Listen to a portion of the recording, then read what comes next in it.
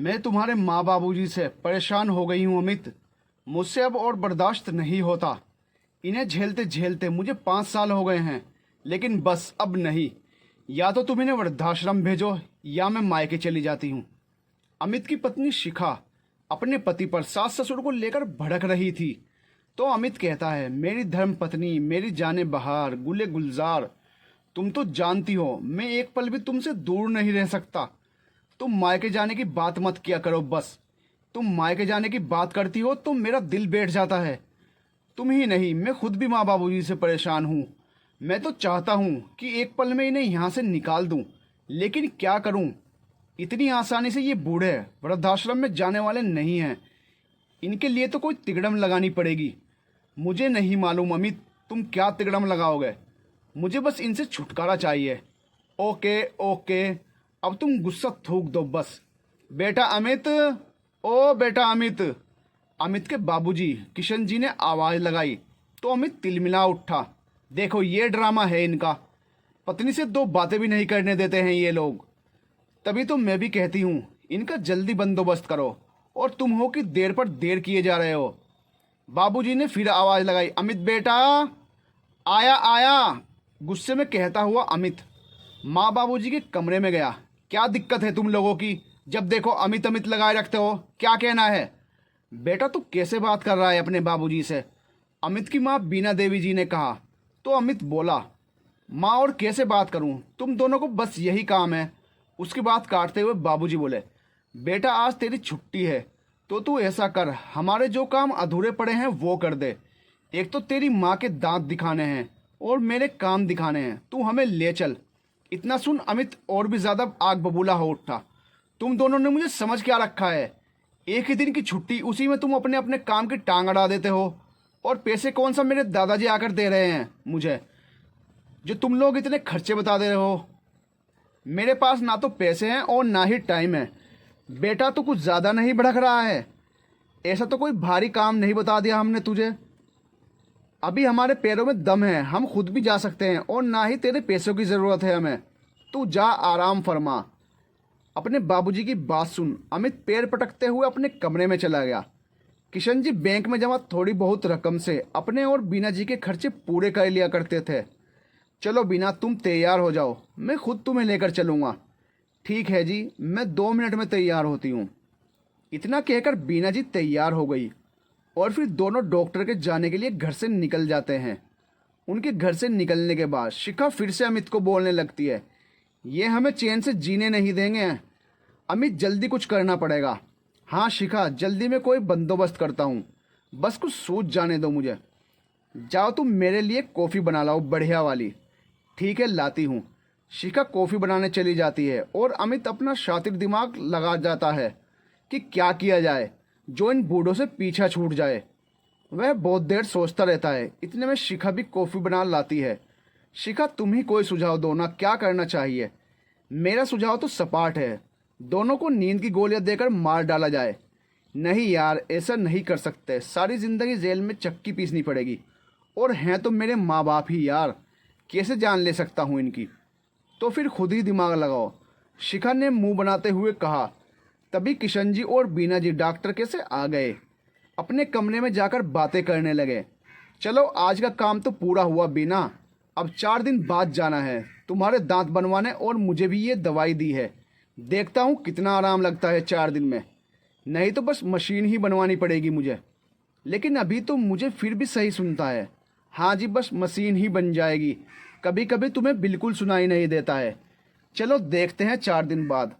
माँ बाबूजी बातें कर रहे थे और कमरे के बाहर दरवाजे के पास खड़ा हुआ अमित माँ बाबूजी की बातें सुन अपना खुराफाती दिमाग लगा रहा था कि कहीं कोई सुझाव मिल जाए। तो उनकी बातें सुन उसे एक सुझाव सूझ ही गया।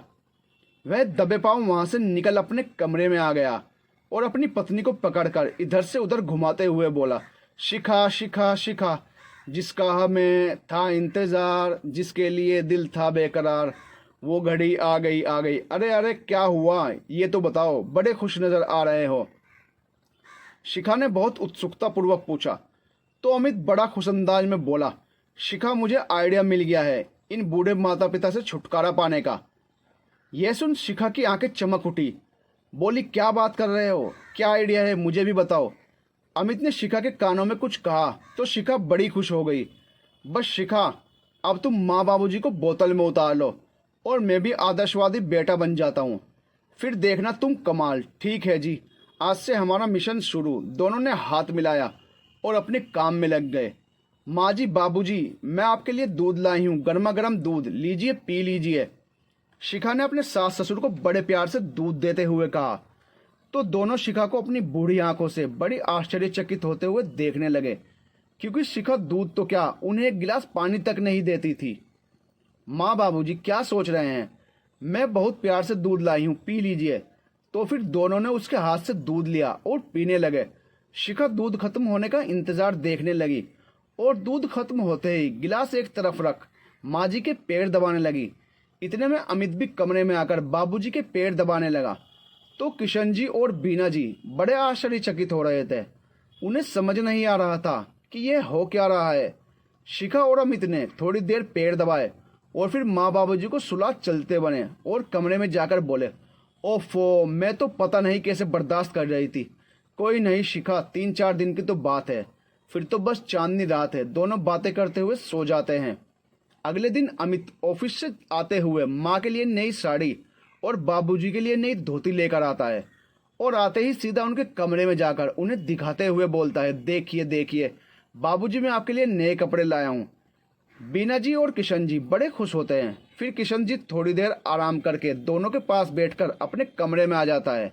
ओहो, ये बूढ़े तो जाते जाते भी खर्चा करवा रहे हैं।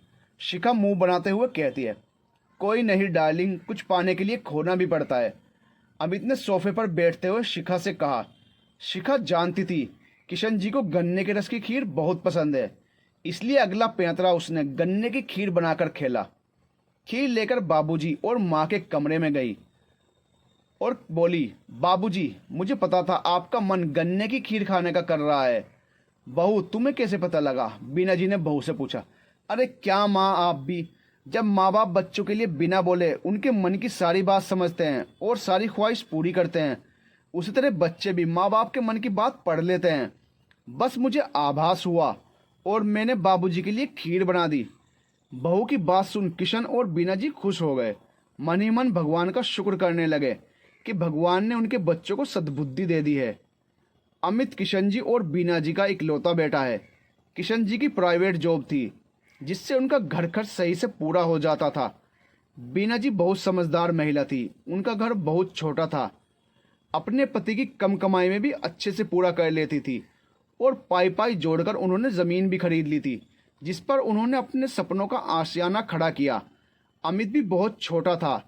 किशन जी की ज़्यादा आमदनी नहीं थी, लेकिन अमित की पढ़ाई में उन्होंने कोई कमी नहीं की। उसे अच्छे से अच्छे स्कूल में पढ़ाया, फिर अच्छे कॉलेज में पढ़ाया और बिजली विभाग में सरकारी नौकरी लग गई। फिर उसके लिए लड़की ढूंढी। दूर के रिश्तेदार ने शिखा का सुझाव दिया। शिखा अमित और उसके माता पिता को पसंद आ गई, लेकिन उन्हें नहीं मालूम था मासूम सी दिखने वाली शिखा इतनी क्रूर होगी।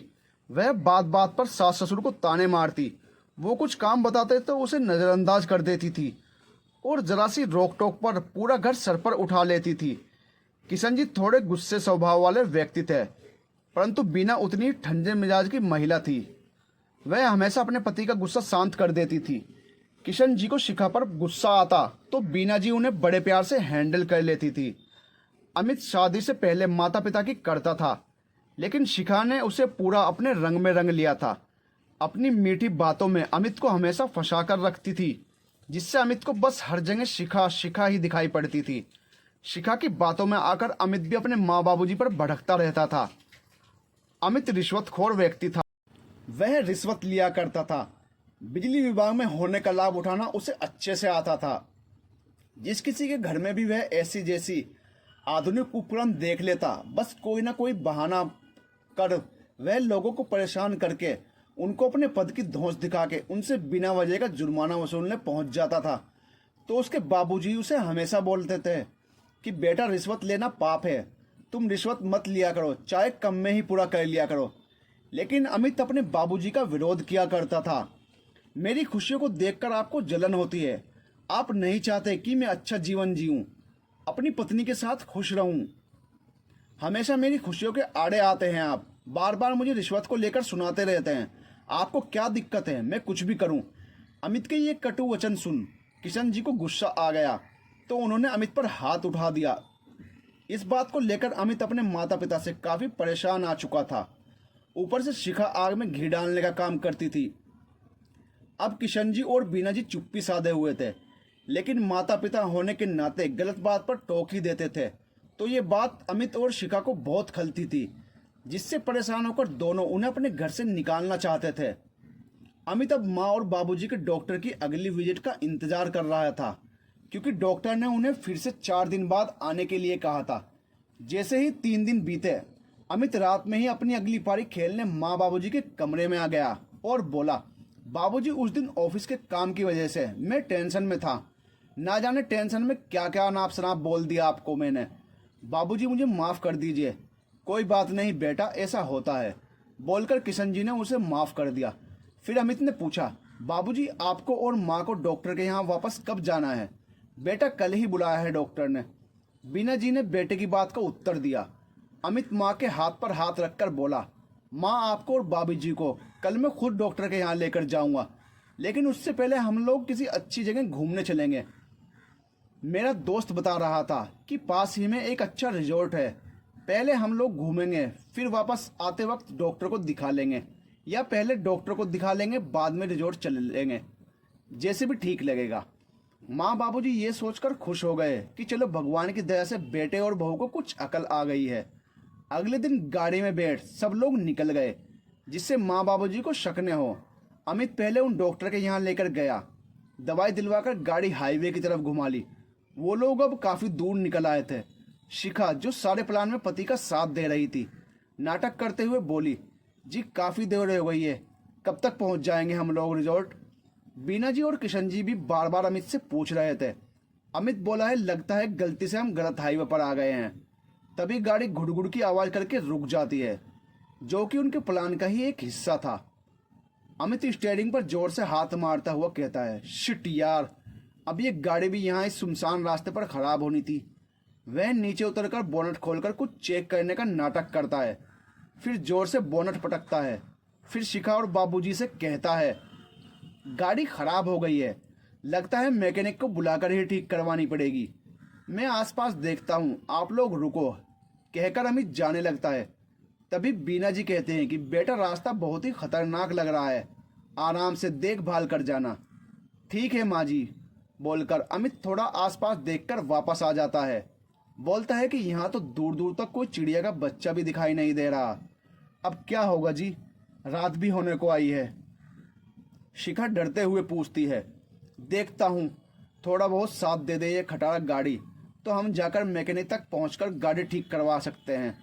फिर वह बोलता है, ऐसा करते हैं माँ बाबूजी, आप लोग हमारा इंतज़ार करिए, हम गाड़ी को किसी तरह खींचकर ठीक करवा कर लाते हैं। बीना जी और किशन जी कुछ डरते हुए कहते हैं, बेटा ये रास्ता ठीक नहीं लग रहा है, आसपास घना जंगल है, तुम जल्दी करके वापस आना। जी बाबूजी, हम जल्दी वापस आएंगे। इतना कहकर अमित और शिखा गाड़ी को ज़बरदस्ती धकेलने का नाटक करते हुए अपने बूढ़े माँ बाप जी को एक ऐसे सुनसान हाईवे पर अकेला छोड़ आते हैं। शिखा कहती है, चलो अब आखिरकार पीछा छूटा इन बुड्ढों से, अब जाके मुझे सुकून मिला। अमित शिखा के गाल खींचकर कहता है, डार्लिंग अब तो खुश होना तुम। बहुत खुश हूँ, शिखा भी चहकते हुए कहती है। उधर बीना जी और किशन जी इस सुनसान हाईवे पर अपने बेटे का इंतजार करते रहते हैं। काफ़ी देर हो जाती है, लेकिन अमित कहाँ आने वाला था। काफ़ी देर से दोनों माँ बाबूजी परेशान थे। अब रात भी काफ़ी हो चली थी। एक तो भूख के मारे दोनों की जान निकल रही थी, ऊपर से सुनसान सड़क, करें तो क्या करें। दोनों घबराए हुए माँ बाबूजी वहीं एक पत्थर पर बैठ जाते हैं। तभी वहाँ से एक पुलिस ऑफिसर की जीप गुजरती है, जो कि senior police officer Bhanu Pratap Singh की थी। ऐसे रात के अंधेरे में इस सुनसान हाईवे पर बूढ़े दंपत्ति को बैठे देखते हैं तो तुरंत गाड़ी रोककर उतरकर उनके पास जाके बोलते हैं, अंकल आंटी, आप लोग इस रात में इस हाईवे पर अकेले क्या कर रहे हैं? बीना जी और किशन जी ने सिंह साहब को सारी बात बताई। उनकी बात सुनकर सिंह साहब को बड़ी हैरानी हुई और गुस्सा भी आया। वह दोनों को अपनी जीप में बैठाकर अपने घर ले आए। उधर शिखा अमित से पूछती है, कहीं ऐसा ना हो दोनों किसी से लिफ्ट लेकर घर आ टपकें। अरे नहीं शिखा, तुम्हें पता है कितना घना जंगल है, या तो उन्हें कोई जंगली जानवर खा जाएगा या चोर उचक के मार जाएंगे, या वो लोग भूख प्यास के मारे दम तोड़ देंगे। अमित शिखा को समझाते हुए बोलता है। उधर बीना जी और किशन जी का रो रो कर बुरा हाल हो रहा था। उनको विश्वास नहीं हो रहा था कि ऐसे उनका सगा बेटा उनके साथ ऐसा कर सकता है। सिंह साहब ने उनको चुप कराया, फिर अपना तसल्ली परिचय दी देते और हुए खाना बोले, खिलाया। अंकल आंटी, मैं senior police officer Bhanu Pratap Singh हूँ। कुछ माह पहले ही मेरा तबादला हुआ है। यहाँ मेरी फैमिली रायपुर में रहती है। फिर वह बोले, अंकल आंटी, आप लोग मेरे क्वार्टर में आराम से रहिए और अब आप दोनों को कोई चिंता करने की ज़रूरत नहीं है। ऐसी संतान के साथ रहने से तो अच्छा है आप यहाँ मेरे क्वार्टर में मेरे साथ जब तक चाहे आराम से रहें। ऐसे नालायक बेटे बहू का कोई भरोसा नहीं।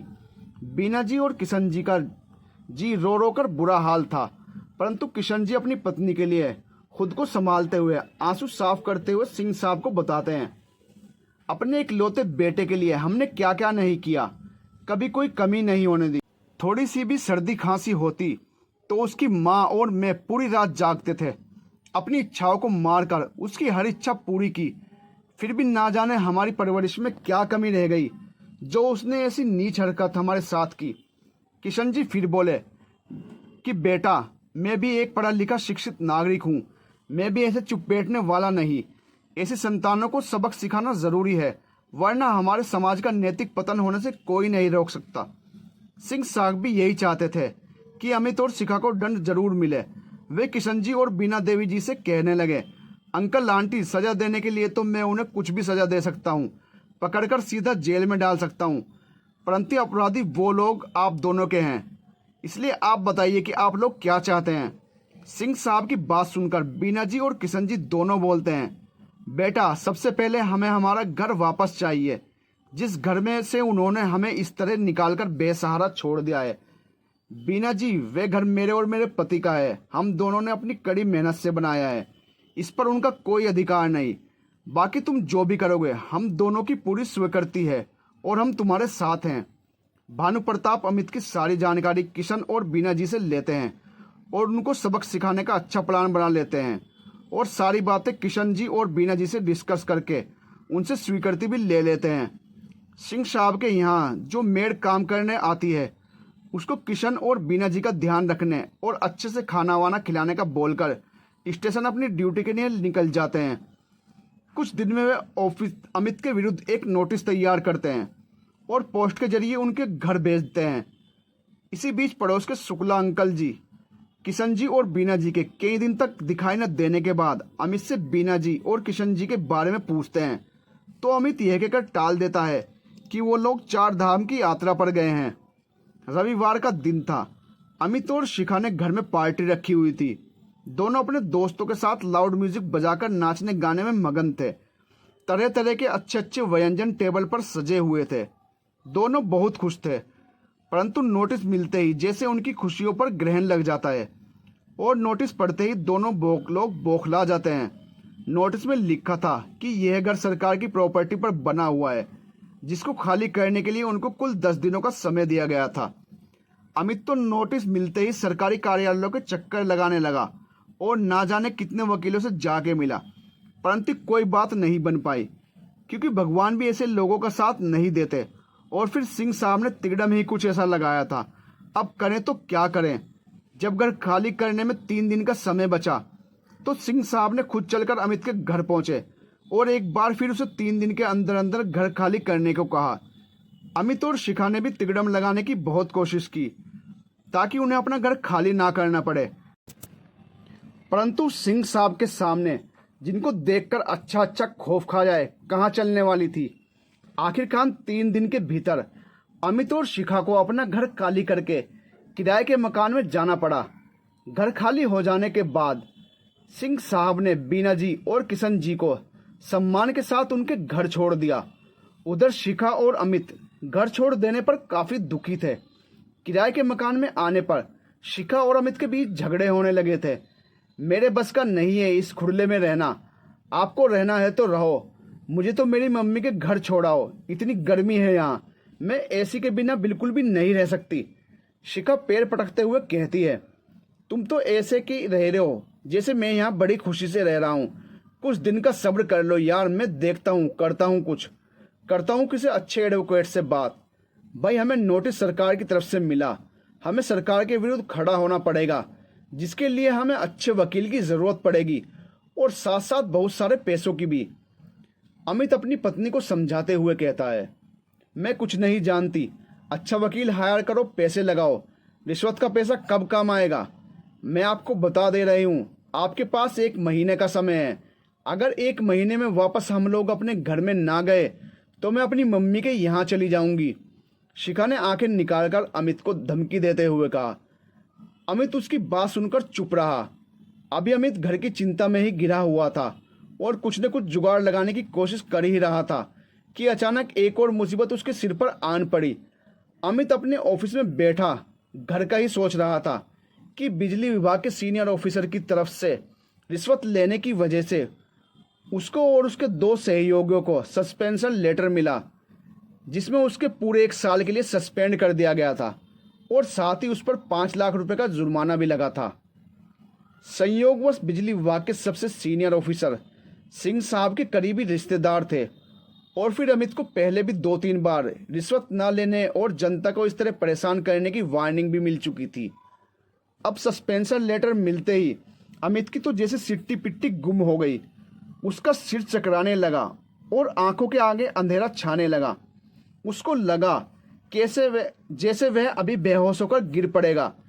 किसी तरह उसने खुद को संभाला और डिपार्टमेंट में कई सीनियर ऑफिसर से सस्पेंशन लेटर रुकवाने की विनती की, परंतु यहाँ भी उसकी एक ना चली। बोझल कदमों से अमित घर आया और आते ही बेड पर गिर गया। क्या हुआ जी, आपकी तबीयत तो ठीक है ना? शिखा ने अमित को ऐसे देखा तो पूछा। अमित को तो जैसे सांप सूंघ गया था। उसके मुंह से कुछ नहीं निकला और वह रोने लगा। रोते रोते उसने शिखा को सारी बात बताई। लो, हो गया हमारा बंटा धार, अब क्या करेंगे हम लोग। इसीलिए आपको बाबूजी मना करते थे रिश्वत लेने से। शिखा मुंह बनाकर बोली। ये तुम बोल रही हो शिखा? तुम्हारे ही खर्चे के कारण आज तक रिश्वत लेता रहा। तुम ही थी जो मुझे रिश्वत के लिए उकसाती थी। पड़ोस में जाकर जानकारी जमा करके लाती थी। किसके घर में एसी है, किसके घर में 2-2 फ्रिज हैं, किसके घर में माइक्रोवेव है, कहाँ छापा मारना है कहाँ नहीं।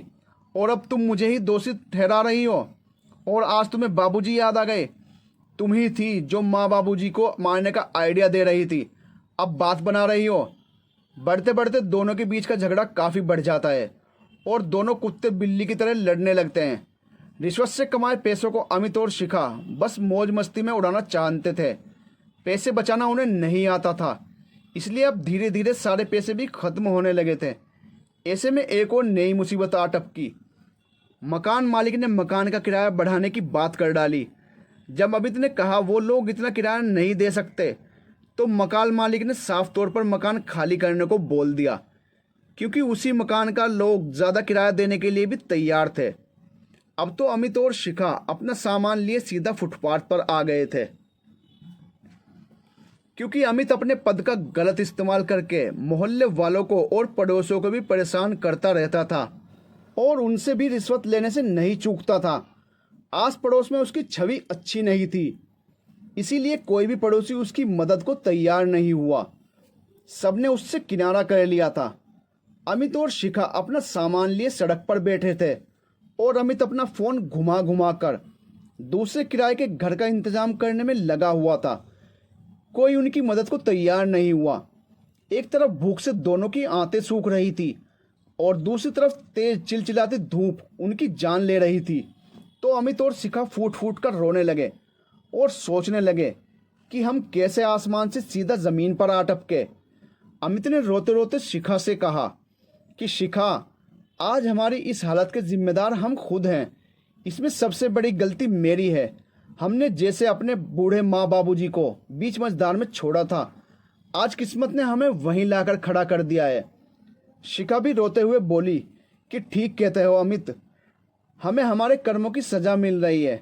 फिर अपना माथा पीटते हुए कहती है, मती मारी गई थी मेरी, जो मैंने माँ बाप समान अपने सास ससुर पर इतना अत्याचार किया और इस उम्र में उन्हें ऐसे भटकने मरने के लिए छोड़ दिया। परंतु मैं तो उनका सगा इकलौता बेटा था, फिर भी बहू थी जिसको उन्होंने इतने लाड़ प्यार से पाला था।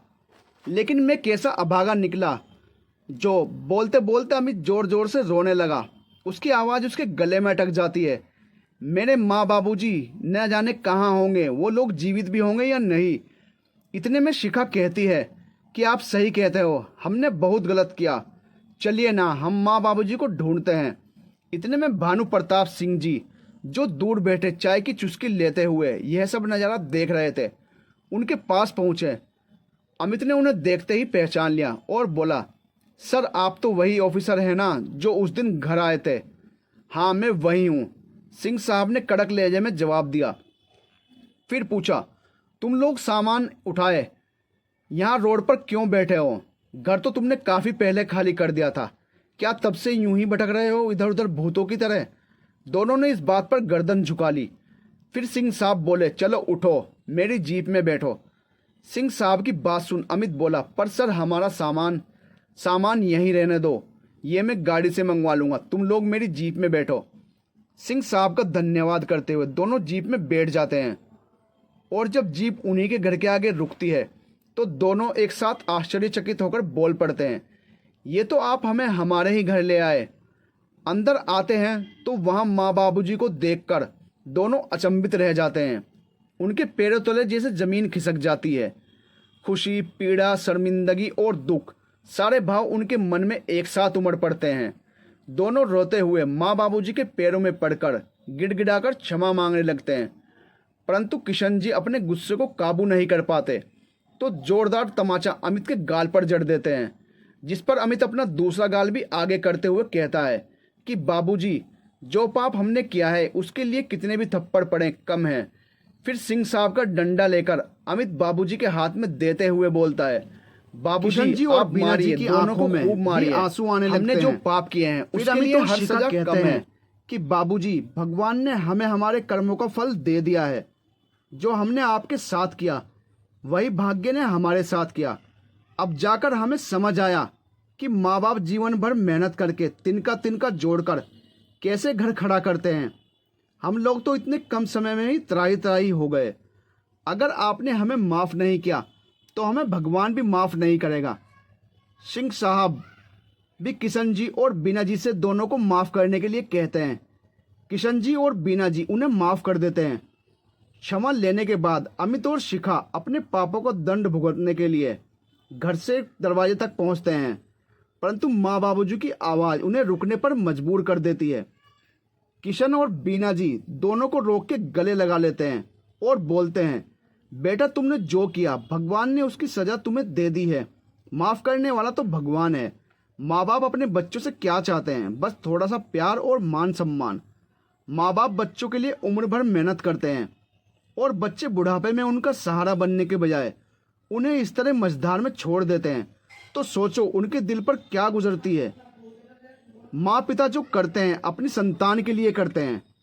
हमारे जीते जी और हमारे मरने के बाद भी जो कुछ है वो सब तुम्हारा ही तो है। संतान ही तो माँ बाप के मेहनत करके बनाए गए आशियाने का सुख भोगती है। तुम्हें अपने किए पर पछतावा है, यही हमारे लिए काफ़ी है। माँ बाप और बच्चों का मिलन देख सिंह साहब की आंखों में भी आंसू आ जाते हैं और वे अपनी राह की ओर निकल पड़ते हैं। अब अमित और शिखा सुधर चुके थे। जो उन्होंने नाटक किया था अब वे दोनों ने सच करके दिखाया। अब दोनों ही आदर्शवादी बहू और बेटा बन चुके थे। फिर 2 माह बाद एक और खुशी ने घर में दस्तक दी। शिखा की सूनी गोद जो अब तक नहीं भरी थी, माँ बाबूजी की दुआओं से भर गई थी। घर में खुशी की लहर दौड़ गई। सब लोग बहुत खुश थे। और फिर 7 महीने बाद घर में एक नन्हे मुन्ने बेटे ने जन्म लिया, जिसकी किलकारियों से घर गूंज उठा। अब किशन और बीना जी अपने पोते को देख देख कर जीते और भगवान का शुक्र अदा करते नहीं थकते।